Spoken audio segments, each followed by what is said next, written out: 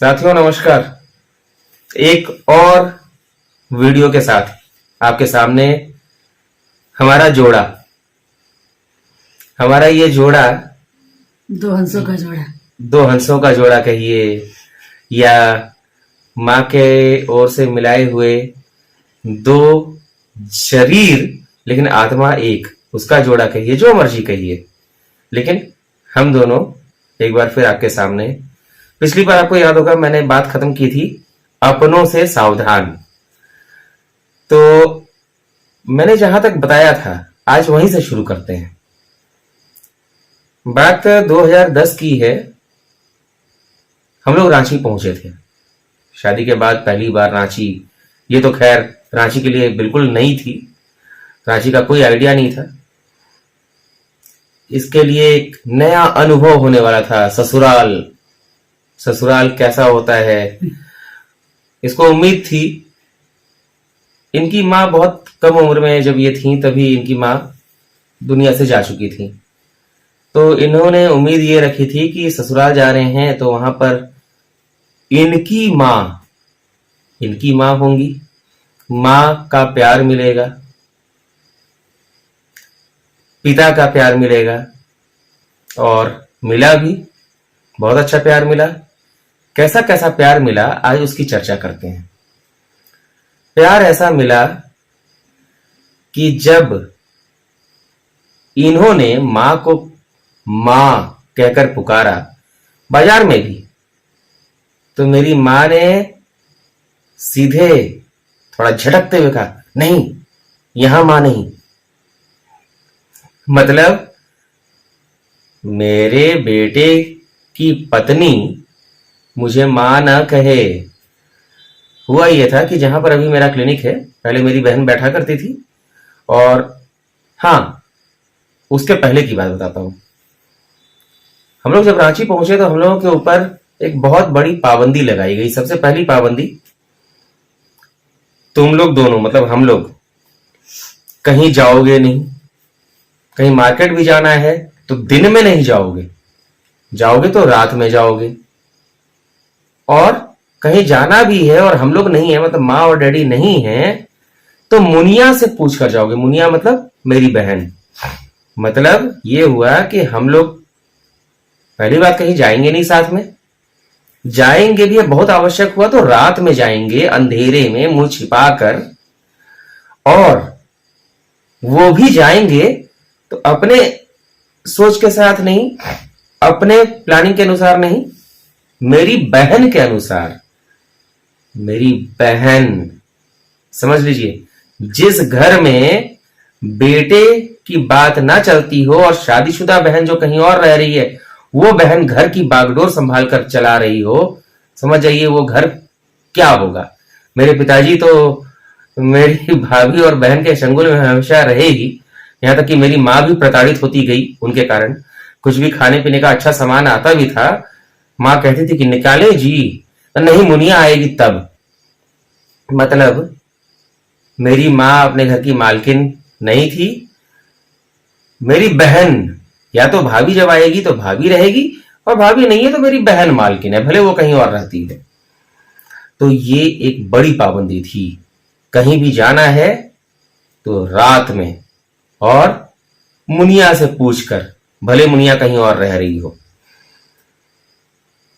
इनको हर चीज के लिए टोका जाने लगा इस तरीके से जैसे किसी काम वाली को रखते हैं और काम वाली ने अगर अच्छा काम नहीं किया तो उसको बुलाकर दिखाते हैं ना, ये देखो तुमने कैसा काम किया, ये कैसा बर्तन धोया है।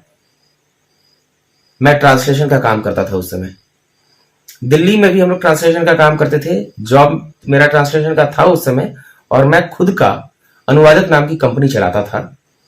और रात रात भर मुझे कंप्यूटर के सामने बैठकर ट्रांसलेशन करना पड़ता था। और उस समय मेरा सहारा होती थी मेरी पत्नी। चाय बनाकर लाना है, कहीं पर कोई वाक्य में मैं फंस गया, बातचीत करने वाला वाक्य है कि आपस की बातचीत में कैसा बोला जाएगा उसी तरह से लिखना है, तो अपनी पत्नी से बात करके उस उलझन को मैं सुलझाता था। ये चीज हम लोगों ने रांची में भी किया। जब तक मैं काम करने के लिए गया तो ये मेरे पास बैठ गई। अब मेरे पिताजी को और मेरी माँ को ये चीजें खलने लगी। वो क्या कर रही है तुम्हारे पास, उसको भेजो इधर। अब कोई काम नहीं भी है तो भी उसको दूर रखो। आखिर क्यों? और स्थिति ये हो गई कि मेरे पास कितना भी अर्जेंट प्रोजेक्ट आया हुआ है ट्रांसलेशन का, उसको छोड़कर विवेक ये काम करना है, वो काम करना है।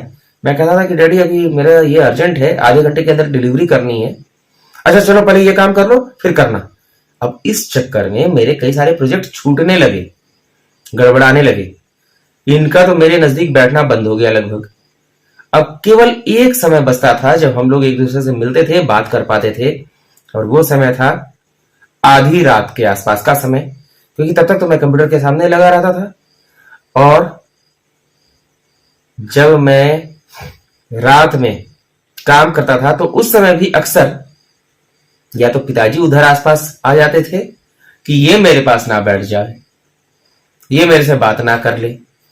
और जब मैं काम करके उठता था तब तक इनकी हालत इतनी खराब हो जाती थी कि ये बिस्तर पर जहां पड़ी वहीं सो गई, बात नहीं हो पाती थी। और मेरे माता पिता की एक ऐसी आदत थी कि सुबह 4 बजते ही टीवी चालू हो जाता था। और टीवी पर ठीक है कोई प्रोग्राम नहीं चलता था, न्यूज वगैरह चाहे फिल्म वगैरह, भजन चलता था, लेकिन इतनी तेज आवाज में कि पास पड़ोस के लोग जाग जाएं। हालांकि जहां हमारा घर था उसके आस पड़ोस में एकदम सट के घर नहीं थे, लेकिन हम लोग तो थे उस घर में। रात को 1 बजे, 1:30 बजे, 2 बजे मैं सोने जा रहा हूं और 4 बजे टीवी की आवाज से नींद खुल जा रही है।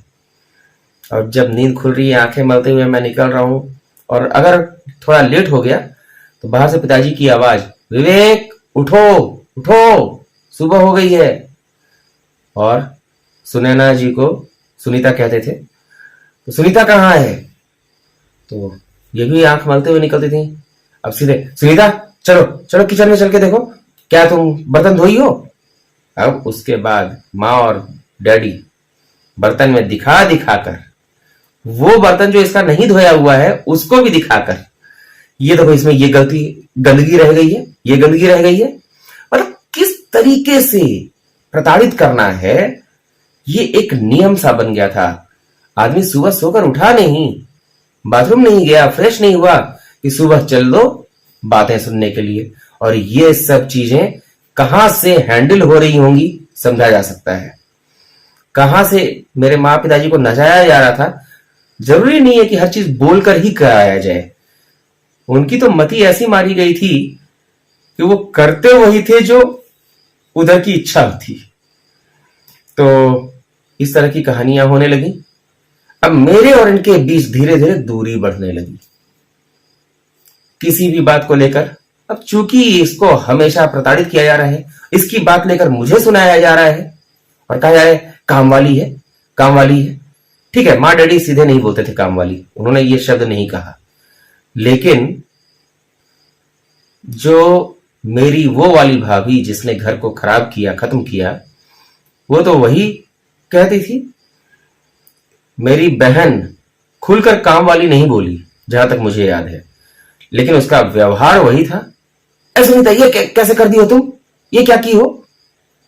और पहले शुरू शुरू में तो लगता था कि हम लोग अपनी पीड़ा कहां कहें, तो हमने अपनी बहन को बताना शुरू किया था, अपनी बहन से बात करते थे और पीड़ा बताते थे। लेकिन हमारी पीड़ा को कितने नमक मिर्च लगाकर मेरी मां के सामने परोसा जाता था, चटपटा बनाकर, इस बात का हम लोग को अनुमान भी नहीं था। जो इसने अपनी पीड़ा बताई, जो मैंने अपना कष्ट बताया और कहा कि आप इसको अपने तक ही रखिएगा, इस चीज को जाकर माँ डैडी के सामने खासकर इतने मलाईदार तरीके से चटपटे नमक मिर्च तड़का लगाकर सुनाया जाता था कि हम लोगों की पीड़ा घटना तो छोड़िए, पीड़ा को तो इस तरीके से बढ़ा दिया गया। मतलब कहते हैं ना, घाव हो गया, घाव पर नमक छिड़कना। अरे नमक ही नहीं, नमक के साथ मिर्च छिड़क कर माचिस की तीली जलाकर घाव को जलाना, इस तरह की हालत हो गई थी।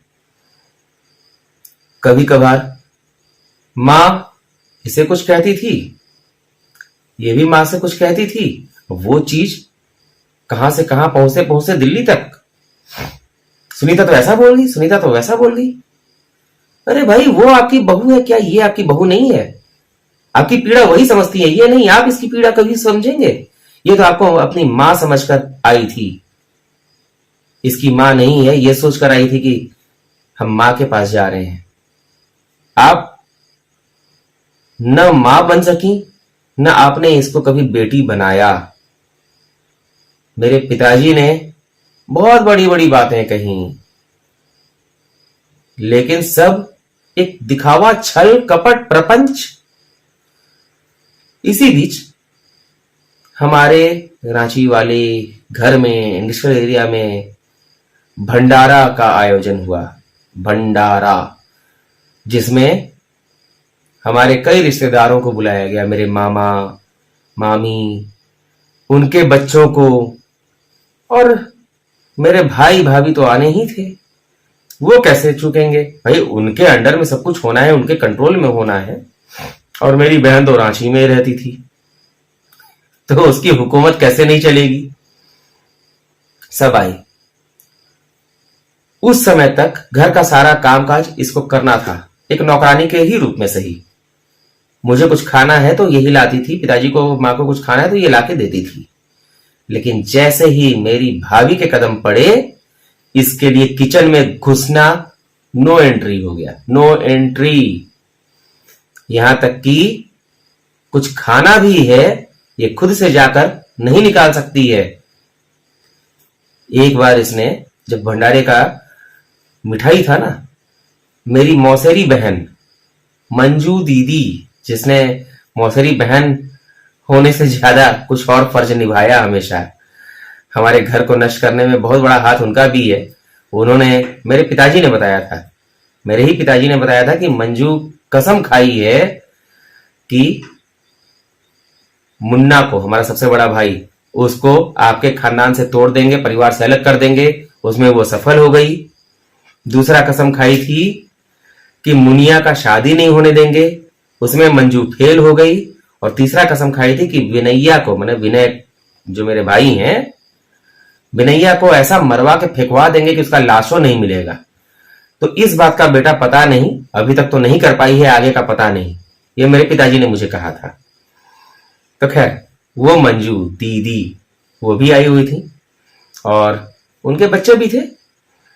उन्होंने इसके सामने आकर कहा, मामी मामी मिठाई चाहिए, लड्डू, बुनिया, बूंदी जो होता है वो चाहिए। ये तो इस रूप में गई कि भाई घर की बहू है, ये जाके निकालने लगी। तब तक हमारी वो दिल्ली वाली प्यारी सी भाभी जी पहुंच गईं, जिनके नजरों में मैं नौकर, ये नौकरानी थी। और जो तांडव हुआ, सुनीता खुद से आके निकाल रही है, चोरी कर रही है, चोरी कर रही है, चोरनी है, पूरा हंगामा हो गया। हम निकाल के देंगे, हम निकाल के देंगे जो निकालना है। ये रोते हुए वहां से आई। मैं भी वहीं था, मैं भी सुन रहा था।